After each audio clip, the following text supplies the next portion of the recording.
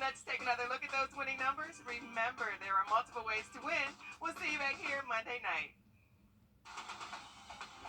Live from Augusta, we're watching News 1226 at 11. Good evening. Bill now goes to President Biden's desk for his signature.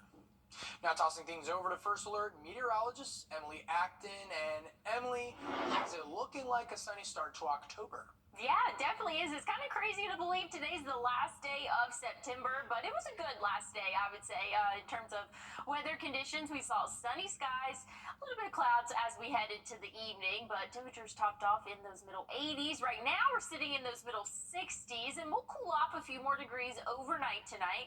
I'm expecting us to bottom out right around that 60-degree mark. So again, here's an hour by hour of what we can expect. If you get up early and maybe go for a morning run, temperatures should be in those lower 60s, but we'll warm up by noon. We'll see those middle 70s, topping off in those lower 80s for the afternoon. Plenty of sunshine, though, to go around. Again, just kind of recapping what we can see tomorrow, starting as early as 7 a.m., still going to be in the 60s, 11 a.m., going to be in those middle 70s, and like I said, we'll top off in those lower 80s, Craig. Plenty of sunshine, sunny Sunday in store for us, and I think you're going to like the 7-day. We're going to have to stay tuned, and I'll let you know. All right, can't wait for it. Well, new at 11, a car accident involving multiple cars caused a traffic pileup on I-20 eastbound on the Washington Road overpass bridge earlier this afternoon. Here's some video from the scene. News 12 received a tip about the accident around 3:30. When our crew got to the scene, there was 4 cars that had damages to front, side, and back. But you can see multiple fire trucks and central EMS ambulances on the scene along with the sheriff's office. As of right now, no word on possible injuries, but we will update you as we learn more.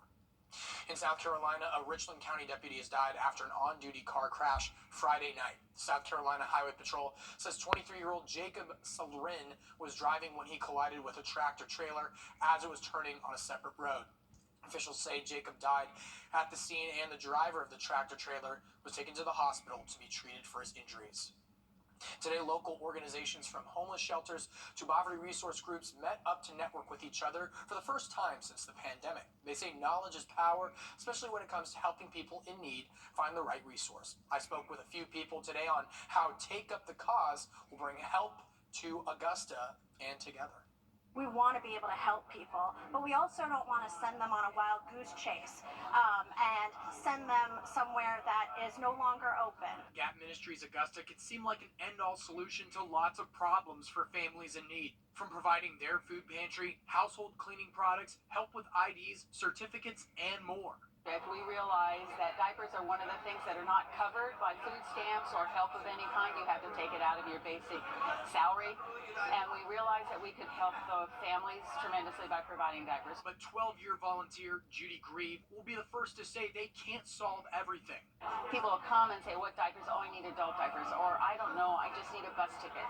So I had a little blue book for a while that had every resource in the city. That's outdated now. Which is why they're bringing city leadership, Veterans Administration for Homeless Resources, Christ Community Health, and more to the same table. Say someone goes to Salvation Army and is in need of food. So they're not looking at housing, but they're going through food insecurity. Then Golden Harvest would be the agency to go to. Key coordination for United Augusta. We are more aware of our partners. They're now aiming to make this an annual gathering of resources so everyone is on the same page when it comes to providing help around Augusta and Richmond County. In Atlanta, after more than 116,000 people signed a petition to put the future of the Atlanta Public Safety Training Center, nicknamed Cop City, on the ballot, the city posted the signatures on its website. But most of the people who signed gave their personal information, including names, addresses, and phone numbers, which was never blacked out. Last week, the Atlanta City Council passed a resolution for the petitions to be digitized and posted online within 10 days. When the documents were posted on Friday, petitioners' date of birth was the only thing covered up. Lawmakers for 6 death row inmates in South Carolina are asking the state's Supreme Court to look into the new lethal injection rules, as well as the electric chair and firing squad. before restarting executions after a 12-year pause.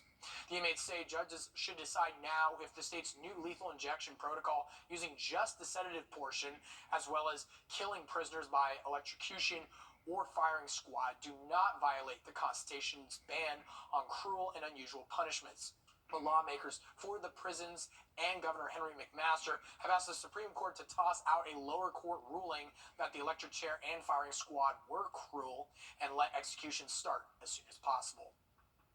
And here at home, the Warrior Alliance partnered up with Augusta Tech to host a VA PACT screening and filing event. President Biden passed the PACT Act last year. This expands VA health care and benefits for veterans exposed to burns, pits, and other toxic substances during their services, either in the Vietnam, Gulf War, or post 9/11. Since the expansion, more than 334,000 veterans have enrolled in the VA health care.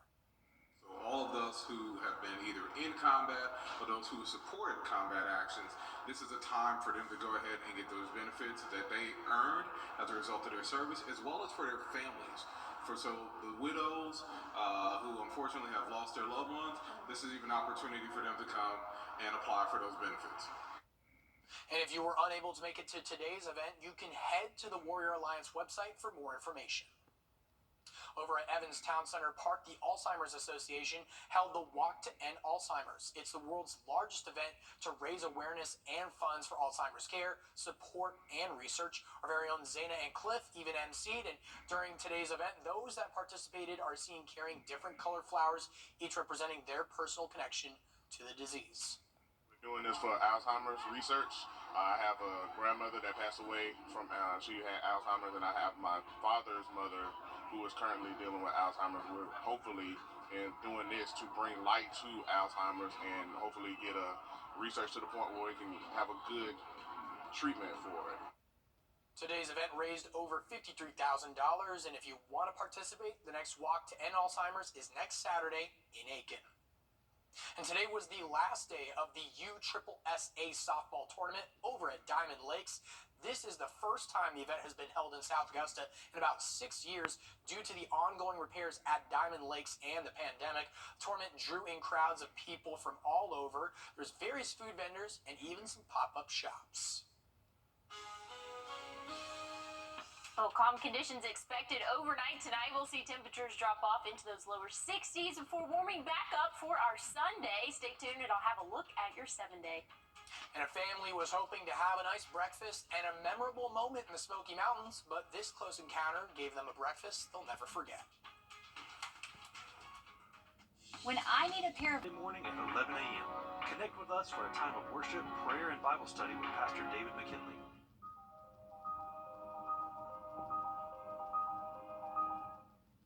Hundreds of people in the rural Illinois town of Teutopolis have been evacuated due to a chemical spill caused by a multiple vehicle crash Friday night.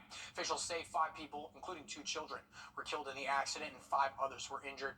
One of the vehicles involved was a semi-truck carrying about 7,500 gallons of ammonia. Officials say the evacuation is expected to remain in place through tomorrow morning. And an Iowa fireman has been charged after allegedly starting a string of fires earlier this year. Kendall Rhodes is now being charged with 13 counts of arson. In April, the Grundy County Sheriff's Office began an investigation into ditch fires that spread into fields and onto abandoned properties. After allegedly starting the fires, Rhodes would later respond to them with the fire department. And a woman in California claims she found a phone secretly recording video in the woman's restroom of a bowling alley. She snapped this picture, which shows a hole at the bottom of a trash can. The woman says seeing the hole made her feel uncomfortable, so she simply turned the trash can around. When she went back to use the restroom again, the trash can had been turned right back around, facing the toilet, and when officers arrived to the bowling alley to investigate, they found a phone in the trash and say it was recording. Now, during a trip to the Great Smoky Mountains, a South Georgia family experienced a very close encounter with a black bear. The trip was supposed to be a peaceful getaway, and on the last day of their vacation, the family wanted a memorable moment, a breakfast of bacon and waffles while overlooking the Smoky Mountains. Said they got their memory, but not the breakfast. Once the bear jumped the gate, I was like, oh man, I'm dead. We all dead. I wasn't thinking the bear was gonna, really come up to us like that. So I was just doing like a little cat call, like, something like that, so the bear can come. So when the bear finally rose up and lifted on the gate, I backed up. And like, so when the bear jumped, that's when I jumped. That was definitely a close call, and the Georgia Department of Natural Resources says do not approach bears, don't take selfies with them, or try to feed them. That makes them lose their fear of humans. Emily? Good to know there, Craig. We're going to warm up into those lower 80s tomorrow, so temperatures are going to be around average, and then we'll cool off overnight. But I'll have a look at your 7-day that I think you're going to enjoy after the break. And when News 12 at 11 continues, this new entertainment venue is officially open and lighting up the Las Vegas Strip. The Fresh Timers. Well, after 5 years of construction, the MSG Sphere officially opened its doors on Friday night. It was a big night in Las Vegas as Irish rock band U2 made history as the first band to ever take the stage inside the Sphere. There was just no way we could miss this, to be quite honest with you. Construction on the cutting-edge entertainment venue started back in September of 2018. It now graces the Las Vegas skyline with epic lighting displays for everyone to see. Its exosphere consists of more than 1.2 million puck-sized LED lights. This is bigger, this is better, this is unique, and it will become iconic. The venue costs approximately $2.3 billion to build and seats nearly 18,000 people. It's the first of its kind in the world. Fans and celebs shared in the excitement right before doors opened for the very first time. We've been on a big road trip, but we added this specially on for an extra 4 nights. When we knew they were performing, we couldn't miss it. Everyone comes to Las Vegas because they want to be entertained. Inside, the venue is equipped with an astounding 160,000 speakers and over 260 million video pixels, offering out-of-this-world visuals and a unique experience for visitors. Absolutely amazing stuff. They're lighting up the Las Vegas skyline. Emily, do we have anything like that lighting up our own skyline here in Augusta? I don't know. This thing is just distracting me all of a sudden. Yeah, no. We don't have anything lighting up our skyline. I mean, other than the beautiful stars that we have. But I'm not sure how I feel about that, Craig. It kind of freaks me out being inside something that doesn't have walls. It's, it's just the sphere. I don't know how I feel about it. Yeah. Spherical. Yeah, I don't know. Interesting. I mean, it looks really cool, so kudos to everybody that goes and likes it. I don't know. I'm not sure how I feel about it. Anyways, we'll take a look at those current temperatures right now. We're sitting in those middle 60s. Some spots still struggling to get out of those 70s. Evans is one of those cities sitting at 70 right now. 66, though, in Augusta. Waynesboro sitting at 68. We're going to be clear overnight tonight. That's going to help us drop off into those lower 60s. Plenty of sunshine throughout the day tomorrow. We're going to warm up into those lower, possibly middle 80s in certain locations.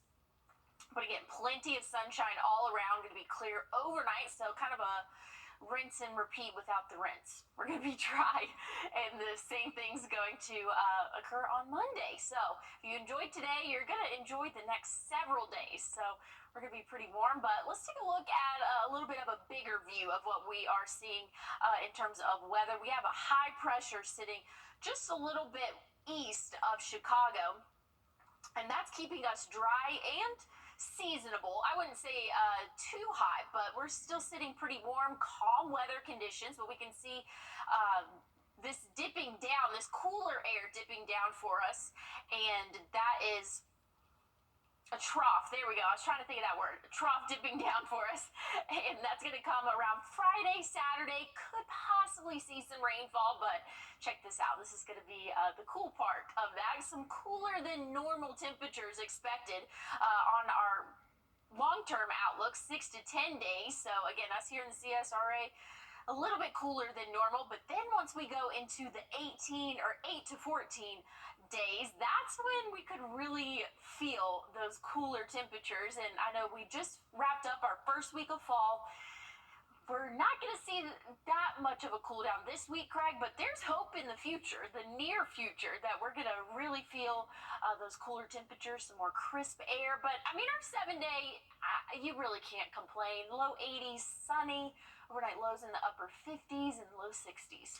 Definitely excited for it, and thanks for the heads up from our global sphere. Now, coming up in sports, Auburn gives Georgia a run for the money in the Deep South's oldest rivalry. Plus, the Gamecocks head to the Rocky Top. That's new coming up next. As we head to break, here's a live look at Cincinnati, Ohio, and your winning lotto numbers.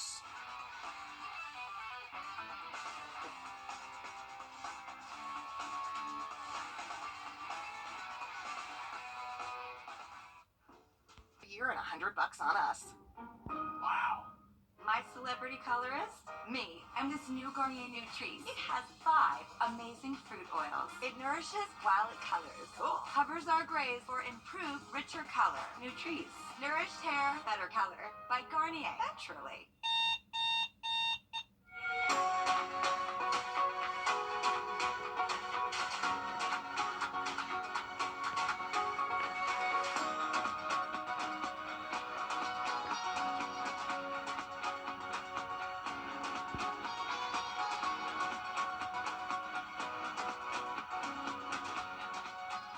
Woods are the best at St. John Towers. Make us your home, and we'll make your day every day.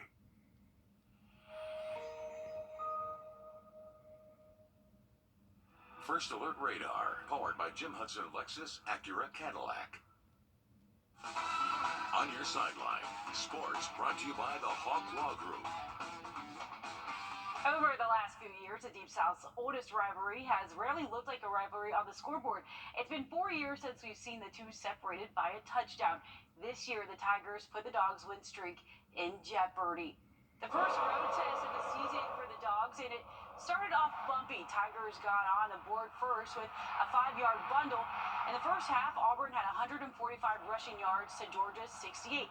Here is 2 of them from Dejan Edwards. Georgia trails 10-7. It only got worse for wear. The 10-year anniversary of the prayer at Jordan-Hare had the Dogs wishing for one of their own.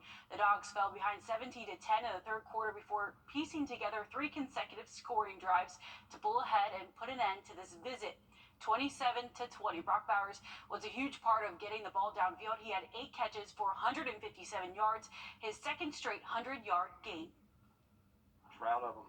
Resilient as hell, competed. The leadership of this team has shown through twice. And, you don't know how many times you're going to be able to do that. When you turn the ball over and you give people extra possessions, you just can't do that. Good football teams don't do that. I get nervous before every game. I was out there. I thought I was super nervous before this game. I don't know why, but we just always settle in after the first drive and just take a deep breath and just get it going. Bowers now ties A.J. Green's career touchdown record at 23. That's second most in Georgia history. It was not all sunshine and rainbows. While the defense finally had Javon Bullard back, Auburn's 219 rushing yards was the most given up since 2016. Rocky Top for Shane Beamer's legging. In the first half, Spencer Rattler was sacked 4 different times. His interception with under a minute to go until half was costly. It was returned to put the Vols on top 23-10. It was Tennessee's first defensive touchdown in 2 seasons. The Gamecocks just couldn't find motion where they needed it, and the defense couldn't find a way to stop the Vols' offense. The Gamecocks defense allowed 460 yards of total offense. That's about 150 more than their own. Okay, here's a look at some of your area scores just outside our area. Clemson got a road dub in Syracuse. Tech dropped at home, and Westside's Caleb Hutchinson and crew just couldn't find their way around Southern. Earlier this afternoon, Evans Pop Warner team lined up at midfield to watch their teammates tackle their coaches for a good cause. It was all in the spirit of tackling childhood cancer. A.J. Wilson, number 1, lined up in the middle. At 4 years old, he was diagnosed with non-Hodgkin's lymphoma. His family says he's now 6 years cancer-free, playing the game he loves while bringing awareness to childhood cancer. My heart is full, but my job is not done because kids still out here fighting cancer and they're unfunded. So this is why I want to bring awareness to cancer. Like most people, we don't know about childhood cancer until it affects you. So that's why I wanted to bring it out here. Each color on the coaches' t-shirts represented a different type of cancer. September's Childhood Cancer Awareness Month. Over in Atlanta, Ozuna hit a go-ahead 3-run homer in the fifth to power the Braves over the Nats. Braves need 3 more homers to break the MLB record of 307, set by the 2019 Twins with 7 strikeouts on 94 pitches. Spencer Strider also picked up his 20th win, so definitely monumental their end. Well, we've had great weather this weekend, clear skies, and so that means no rainfall. And the same story for our Sunday and the rest of our week. I'll have a look at that coming up. Why didn't we do this? Well, a great week ahead of us, Craig. Sunny sky conditions, and then we'll see a little bit of clouds, but temperatures in those 80s, overnight lows in the 50s. Let's see it. It's fall, y'all, and that's all our time here at News 12. Thanks for watching. If you are up early, join Ashley Campbell and Crystal at 6. Have a good night.